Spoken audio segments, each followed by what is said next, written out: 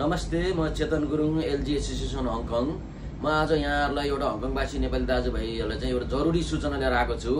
केही महिना अघिदेखिबाट यो Nepal consulate, India consulate, Nepal Interpol, India Interpol के तल स्थिति खोज्दैछ भनेर चाहिँ नि केही फेक नम्बरहरूबाट चाहिँ नि नेपालीहरूलाई टार्गेट बनाएर पहिला चाहिँ नि डोमेस्टिकमा आएको इन्डियन पासपोर्टहरूलाई चाहिँ नि टार्गेट बनाएर फोनहरू आउने गर्थ्यो। अहिले चाहिँ अरू पासपोर्ट यहाँको जो आएर यहाँको हङकङको पासपोर्ट लिइसकेको छ, नेपालको यहाँको आइडीहरू लिइसकेर बसेको फ्यामिलीहरू सबैलाई धेरैभन्दा धेरै मान्छेलाई चाहिँ नि हङकङको लोकल नम्बर अनि इन्डियाको नम्बरबाट फोनहरू आएर एकदम स्क्याम गरेको भएर म आज यो सूचना गर्न गइरहेको छु।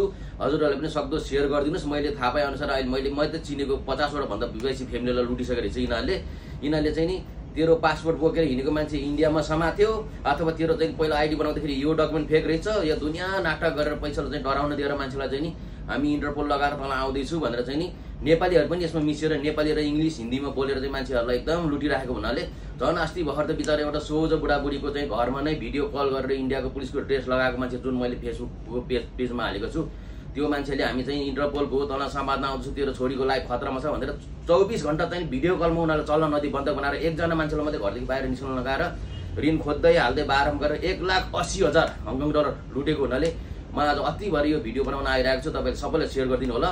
यस्तो जति नि फोनहरू आउँछ यो सब फेक हो, तपाईँ कसैले नपत्याउनु होला। यस्तो नम्बरहरूबाट हङकङको नम्बर, इन्डिया नम्बर जहाँबाट नि आएर तपाईँलाई चाहिँ कोही इन्डियन कन्सुलेट, नेपाल कन्सुलेट के पुलिस भन्यो भने कसैले नि यस्तो गर्दैन। हङकङमा आएर तपाईँले इमिग्रेसनमा डकुमेन्ट पेश गरेर आइडी लिएर बसिसकेपछि कसैले तपाईँलाई हलाउन सक्दैन। अनि यदि हो भने पनि नेपालको रियल कन्सुलेटको फोनकोबाट आउँछ, मोबाइलबाट आउँदैन।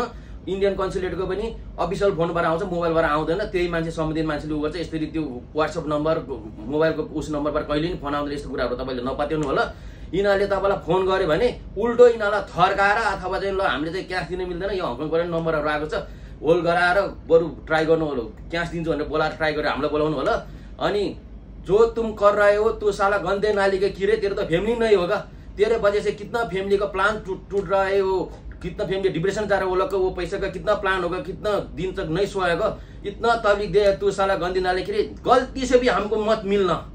अगर साला एक दिन मिल गए ना, जिस हाथ से तुमने वो फोन दबा के दुनिया को तंग किया ना, तेरे हाथ का ये हाल करेंगे कि हकते वक्त पे खाते वक्त पे रोज हमारा नाम लेके तरफ तपाईको मरेको तू साला गन्दे नाली कीड़े।